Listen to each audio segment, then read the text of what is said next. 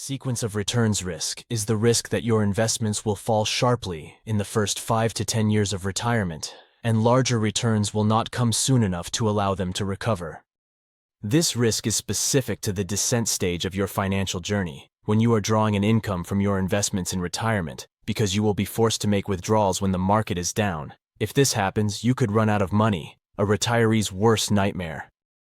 There is another type of sequence of returns risk that isn't usually discussed, however. So before you think, "I'm not retired yet, this doesn't matter to me," consider this. Sequence of returns risk also exists if you are on the ascent stage of the pathway to financial independence, saving and investing to reach the ability to live on your investments. In this case, it's the risk that the market will fall sharply in the last 5 to 10 years before your target retirement date, and you will not have saved enough to retire at that point. Good returns in the early years are not usually enough to offset bad returns in the late years of savings, because they cause you to pay higher prices for future investments and therefore buy fewer shares of companies along the way. Overall, a retiree could run out of money if they experience a bad sequence of returns at the beginning of retirement. A saver could miss their expected retirement date in the event of a bad sequence of returns at the end of their career. A good financial plan protects against both types of sequence of returns risk. First, let's discuss some of the periods in recent history where sequence of returns risk was realized for retirees and savers. Then we'll illustrate how critical sequence of returns is to the outcome of both stages. We cannot know what the future holds for market returns in our last 10 years of saving or the first 10 years of retirement. However, studying a few historical examples can help us understand the range of situations that might occur and how they worked out. For simplicity, let's assume both a 30-year retirement and a 30-year savings period. Let's also assume that the portfolio is invested in large U.S. companies, represented by the S&P 500 index. A bad sequence of returns occurred for people who retired in 2000 at the peak of the dot-com bubble, when the stock market dropped by 27% over the next 10 years after accounting for inflation and reinvesting dividends. We don't have all the data yet on how the 2000 to 2030 group will perform. So far, 2020 to 2024 has had big ups and downs. Savers can consider the down periods an opportunity to buy companies on sale and hope that the market will continue its 2010 to 2020 trend as they move toward retirement.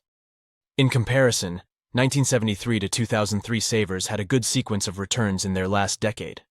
Stocks rose 98%. Even with a 40% drop from 2000 to 2003. And retirees in 1980 had a good sequence of returns. The stock market rose by 194% during the first decade of their retirement. There are several other examples like these throughout history.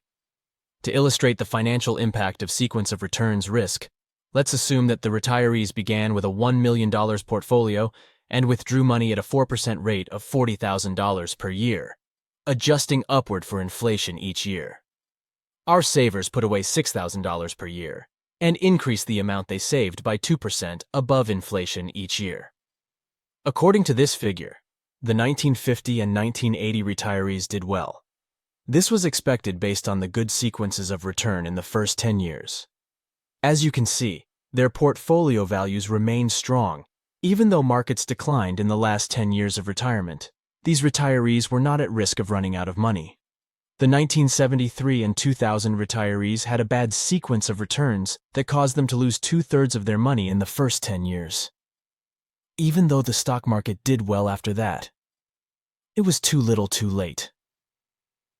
We don't know what will happen in the remaining years for the 2000 retiree. But there's no realistic expectation that the portfolio can recover to its original value, and a significant possibility that it'll run out of money instead. Next, we turn our attention to savers. Their situation is not decided in the first 10 years, as you can see in this figure. There is a clear difference between the portfolios with good returns and bad returns in the first 10 years, but continued contributions and investment returns caused the 1973 and 2000 savers to catch up to the 1950 saver by year 20 and the 1980 saver around year 22. A bad sequence of returns in the last decade for the 1950 and 1980 savers caused them to fall far behind the good sequence that the 1973 saver experienced. It will be the last 5 to 10 years for the 2000 saver that decides the success of the portfolio and whether it beats the 1950 and 1980 savers as well. In summary, sequence of returns risk happens in the first decade of retirement and the last decade of saving for retirement.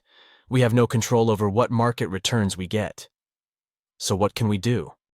We can control how much we save each month. We can keep ourselves from jumping in and out of the market and missing the big returns that often come when we least expect them.